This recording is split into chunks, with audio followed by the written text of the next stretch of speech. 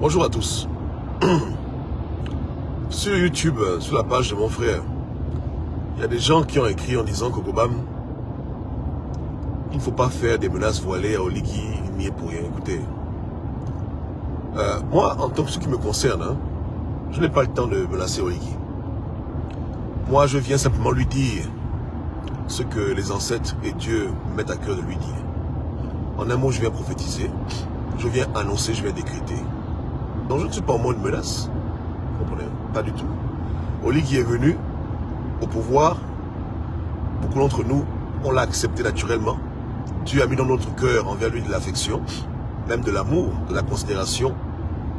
On n'a pas voulu le traiter comme Ali Bongo. On a voulu lui donner une chance. Dieu a mis ça dans nos cœurs. Beaucoup de gens, même ceux qui n'aiment pas la politique, ils ont pris Oligui comme leur frère. On a vu un Gabonais qui a pris le pouvoir. Tout le monde s'est réjoui. Ensuite, il a commencé à montrer les couleurs. On s'est rangé naturellement dans la neutralité. Je n'ai pas voulu être de ceux qui allaient le couler tous les jours. Je préférais me retirer du game, aller faire mes choses et le laisser gérer le pays comme il voulait le gérer en espérant qu'il fasse les bons choix. Maintenant, je reviens et je constate que l'homme a fait beaucoup de mauvais choix et que l'homme maintenant s'entête et l'homme veut devenir orgueilleux. Bon, moi j'attends mes instructions. Naturellement parlant, mon réflexe est toujours de me retirer parce que j'aime pas les bagarres. Mais moi en tout cas, si Dieu me dit écoute, monte au créneau, moi je monte au créneau. Parce qu'à la fin, comme j'ai dit dans ma vidéo hier, je ne dois rien au Oligui, je dois tout à Dieu. Donc si Dieu me dit prophétise, parle, dénonce, je veux parler, je dénonce. Faut pas qu'ils s'inquiètent. Maintenant les gens appelleront ça comme ils veulent, menace, peu importe comment ils vont appeler ça, j'ai rien à foutre.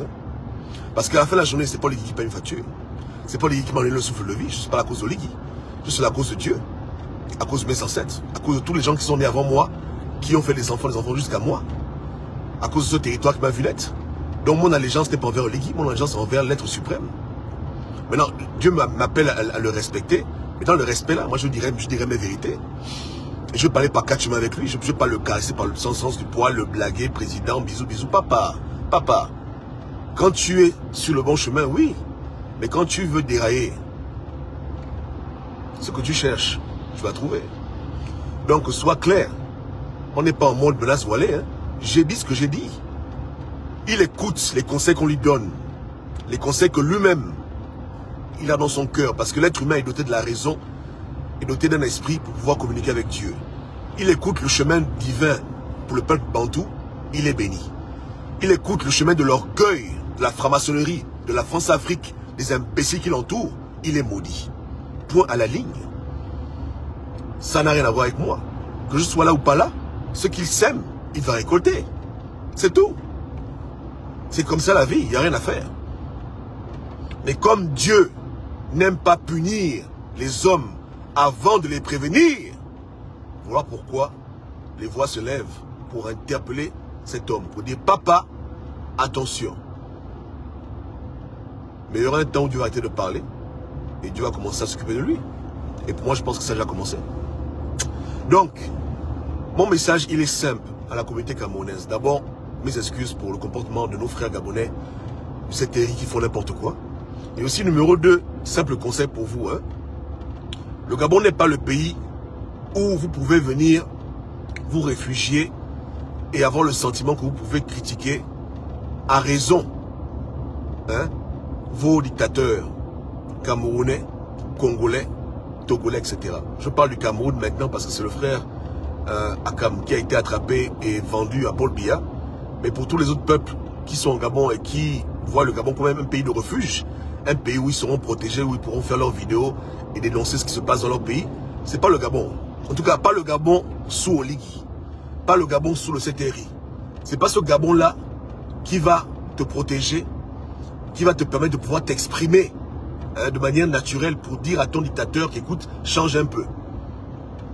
D'autres m'ont dit que le coach, le frère Akam était un Amazonien, un homme violent qui voulait la guerre dans son pays.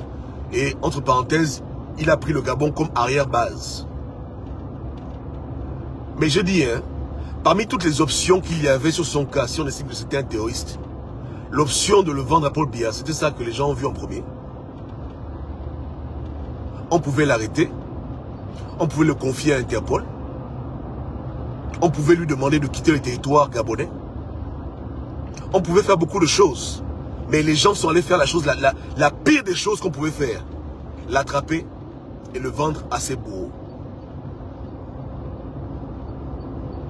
Qui va venir ici défendre Paul Biya?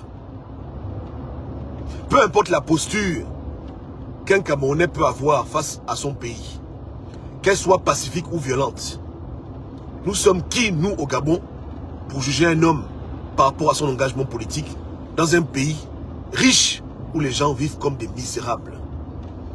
Dans un pays où les leaders pillent et volent et tuent la population. On est qui au Gabon pour dire qu'on appelle un homme violent, un homme terroriste lorsqu'il se bat pour son pays? Est-ce que nous sommes habilités à juger de ce cas? Quand ça nous dépasse, on dit papa, prends tes bagages, quitte le territoire, va-t'en. On dit papa, va t'asseoir en prison. On a beaucoup d'options.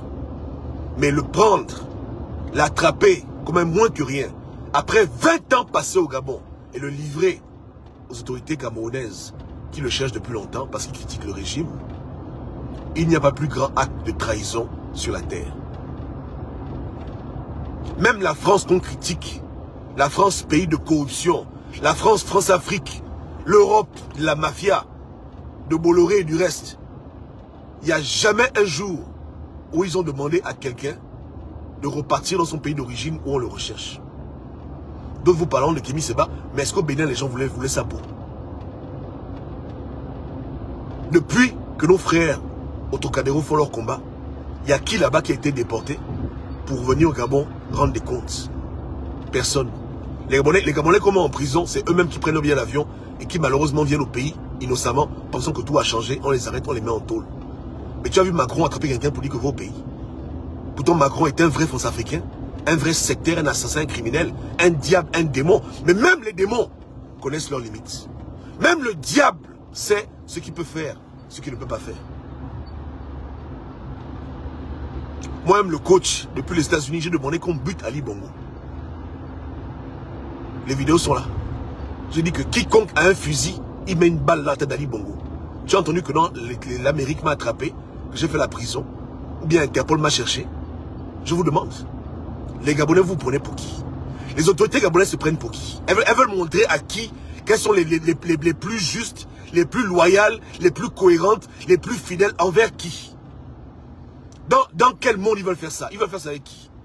Ils sont en concurrence avec qui dans la justice, dans l'équité, dans la jurisprudence? Quand on a merdé, on dit qu'on a merdé.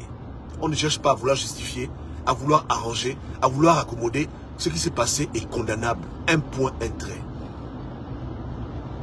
Je répète, un point, un trait. Aucun pays ne se comporte comme ça sur terre. Aucun. Même le Cameroun, lui-même n'a jamais fait ça. Avec des ressortissants d'autres pays d'ailleurs. Donc mes frères bantous du Cameroun, vous qui êtes au Gabon, de grâce, comprenez que c'est pas chez nous que vous allez venir faire les vidéos contre vos dictateurs. Supportez. Si vous vous levez contre Paul Biya, comme Paul Biya a trouvé au Gabon des gens avec qui il collabore, qui sont prêts à faire toutes les sales besognes pour lui, vous allez critiquer Paul Biya chez nous. On va vous prendre, on va vous livrer à Paul Biya. Il va vous péder, il va vous torturer, il va vous tuer. Voilà le pays dans lequel vous êtes. Vous aurez beau passer 30 ans au Gabon, 20 ans au Gabon, avoir une femme gabonaise, des enfants gabonais, être inséré dans la société gabonaise, contribuer à l'économie gabonaise, même défendre les hommes politiques gabonais, même défendre le CTRI. Si vous êtes contre Paul Biya, le CTRI allègrement va vous attraper et vous vendre aux autorités camerounaises qui vont vous torturer comme il se doit. Donc, avec le cas de votre frère, vos yeux se sont ouverts, comprenez bien où vous êtes et ne faites pas les mêmes erreurs. Allez en France critiquer Biya, allez en Suisse le critiquer, allez en Belgique le critiquer, allez au States le critiquer, allez partout sur terre dire qu'il est dictateur. Mais au Gabon, il a trouvé ses enfants, il a ses bébés, il a ses valets qui ne vous laisseront pas vous exprimer sur son cas. Et qui vont vous attraper et vous extrader. Voilà ce que vous devez comprendre. Et c'est regrettable. C'est une véritable honte pour l'humanité. En 2024, c'est des choses qu'on ne voulait pas voir, nous, Gabonais, autochtones. J'ai honte. J'ai vraiment honte. Je manque les mots. Je manque vraiment les mots. Vraiment, je manque les mots. il y a eu la guerre au Nigeria entre les différents peuples. La première guerre au Nigeria qu'il y a eu. Beaucoup de réfugiés du Biafra sont venus au Gabon. À l'époque d'Omar Bongo. Toujours, parce que aujourd'hui, à cause des choses du CTRI, on est maintenant obligé d'aller ouvrir les pages de l'histoire pour faire des comparaisons que normalement on ne devrait pas faire. Mais on est obligé de les faire. Donc le général Odjoku lui-même est venu au Gabon se réfugier pendant un temps. Sa famille est venue au Gabon se réfugier. Pourtant, il était un criminel de guerre. Un homme qui a fait couler du sang. Mais le Gabon l'a hébergé, le Gabon ne l'a pas vendu. Maintenant, je ne sais pas quelle génération de bongoïstes nous avons en 2024 qui vont faire des choses que nous-mêmes, jamais on a vu nos parents faire. Des choses incroyables. On a un grand révolutionnaire africain qui est mort au Rolling Thème. Son nom m'échappe. Si vous avez le nom, donnez-moi le foutu nom. Un homme qui a combattu les colons, qui a combattu la France. J'ai oublié son nom, oh là là. Il est mort, il est enterré là-bas au Yémen. Il a tout un monument à son nom. Il est venu au Gabon en exil. Au Gabon, il est décédé. On a la capitale chez nous qui s'appelle Libreville. Mais on se comporte comme des petits assassins, des petits criminels. On n'arrive pas à reconnaître notre sol, à comprendre la dimension de notre destin. Libreville, la seule ville en Afrique centrale qui a ce nom. Mais c'est à Libreville où les gens qui veulent être libres, on les attrape comme des lapins et on les livre à leurs dictateurs. Donc, Congolais de Brazzaville, ne venez pas au Gabon critiquer Sassou. Togolais, ne venez pas critiquer Yadema. Tchadien, ne venez pas critiquer cet idiot de Déby. Donc, qui que vous soyez, ne venez pas chez nous, allumer vos caméras, faire vos lives TikTok, faire vos émissions et dénoncer les personnes qui oppressent vos peuples, qui spolient vos terres, qui vendent vos ressources aux blancs, qui vous vendent vous-même, qui vous mettent en prison, qui vous tuent, qui égorgent vos parents, qui kidnappent vos parents. Ne venez pas chez nous faire ça. Parce que nous ne sommes pas un peuple sérieux, nous ne sommes pas un territoire sérieux. Vous allez vous exposer pour rien à la répression du régime en place et ce sera malheureux. Donc on ne veut plus pleurer un autre Steve Akam, on ne veut plus pleurer un autre Amon Kota. On est fatigué. On ne veut plus faire allumer nos pages pour dire libérer tel, machin, non, c'est bon. Venez au Gabon, prenez votre argent, gérez-vous. Et le jour que vous avez la chance d'aller dans notre pays, dans n'importe quel autre pays, où les gens respectent le droit de l'homme, respectent ce minimum de dignité, même en Russie, là-bas, allumez vos caméras et dénoncez Paul Biya. Dénoncez Sassou Nguesso, dénoncez Obiangema, dénoncez tous vos dictateurs dans les pays du monde, sauf au Gabon, sauf à Libreville. Je répète, sauf à Libreville. Sauf dans les pays où il y a eu des coups de liberté. Ne faites pas ça chez nous. Ça risque de mal finir. Ouais, non? Voilà. Donc, encore mes excuses. Et on est vraiment avec vous à 100%. On vous soutient. Et ceux qui veulent essayer de venir défendre cette série, ne venez pas défendre cette série. Cette série, ils ont un porte-parole. Ils ont un ministre de la communication. Ils ont un ministre de la justice. Ils ont un président. Ils ont des députés, des sénateurs. Ils ont des gens qui sont payés par l'État gabonais pour venir les défendre, pour venir blanchir leur président. Ils ont lui-même le président lui-même. Ils n'ont pas à vous envoyer, vous, activistes gabonais au pays, pour venir les défendre. Il n'y a rien à défendre. S'ils se respectent eux-mêmes, ils font leur communiqué et ils expliquent aux Gabonais ce qui s'est passé, on va prendre note, on va prendre acte. Mais s'ils ignorent, s'ils méprisent, ils ne font que donner raison aux gens qui veulent absolument les faire partir. Et je répète encore, moi je ne suis pas un comploteur, je parle à Oligui devant ses yeux. Vous comprenez? Je ne parle pas à Oligui derrière son dos pour comploter. Je lui dis ce que je pense, ce que Dieu m'a mis à cœur devant lui-même en plein jour. Sans filtre. Ça sort comme ça sort. Mais tout le monde n'est pas comme moi. Et les comploteurs qui le redoutent vont encore plus comploter parce que là maintenant, ils se frottent les mains. Pour eux, c'est du pain béni, tout ce qui se passe. Toute chose qui peut l'incriminer, toute chose qui lui apporte mauvaise presse, toute chose qui le fait perdre en popularité, ces comploteurs se réjouissent. Et ces comploteurs, eux, ils se cachent. Moi, je ne me cache pas. Voilà.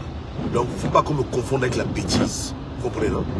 Et quand j'attaque Oligui, pas pour son mal, mais pour son bien, pour qu'il change. Avec la vérité. Hier, j'ai balancé la photo du frère Ramon Kota, qui était hospitalisé. Dès qu'on m'a dit que le frère n'est pas mort, que le frère, sa photo est ancienne, entre guillemets, j'ai modifié mon post pour que les gens comprennent que nous, on n'est pas dans la marmaille. Quand une information n'est pas vraie, ou bien elle est douteuse, on la signale à tout le monde parce qu'on n'est pas dans la propagande, on est dans la vérité. Mais on peut tout dire. Est-ce qu'il est mort? Est-ce qu'il est blessé? Est-ce qu'on le torture? À la fin, là, on va tous s'entendre ici, hein, que le Gabon l'a fait partir dans son pays. Voilà la chose pour laquelle on ne pourra pas débattre beaucoup. Vous comprenez?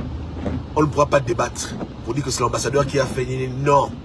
À la fin, ce sont les autorités gabonaises qui, consciemment ou inconsciemment, directement ou indirectement, sont responsables, hein, de son voyage interdimensionnel entre le Gabon et le Cameroun. Point à la ligne. Ce ne sera jamais un débat. Et on doit maintenir notre esprit focalisé sur l'essentiel. Voici l'essentiel de la chose.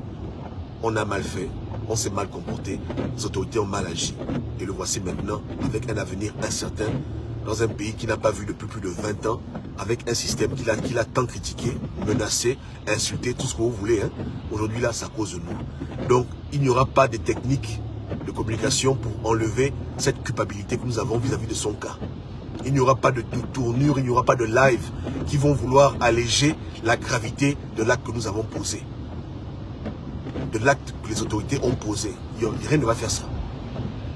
Rien ne va venir changer la donne. Nous sommes responsables. Et parmi nous, beaucoup sont coupables.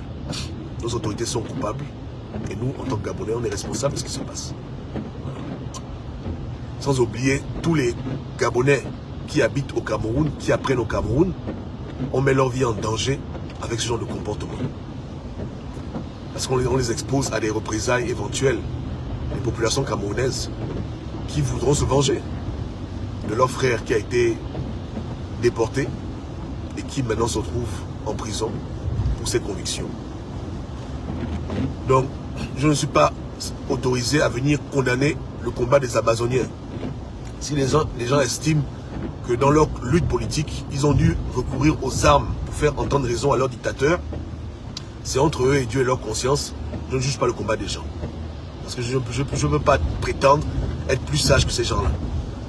Ceux qui luttent de manière pacifique, je ne veux pas les reprocher de ne pas être violents. Chacun lutte comme il veut, face à son oppression, face à sa dictature. N'est-ce pas, non?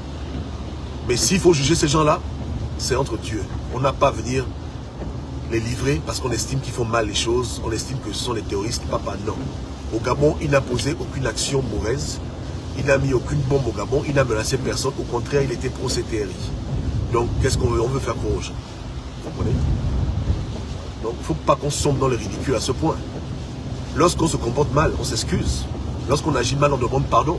Mais on t'attrape en flagrant délit de vol. On t'attrape la main dans le sac, tu veux te justifier. Il y a des raisons, il n'y a pas de foutues raisons. Qu'on est responsable, on dit écoutez, on a mal agi, c'est tout. On s'est mal comporté. On a commis une erreur grave.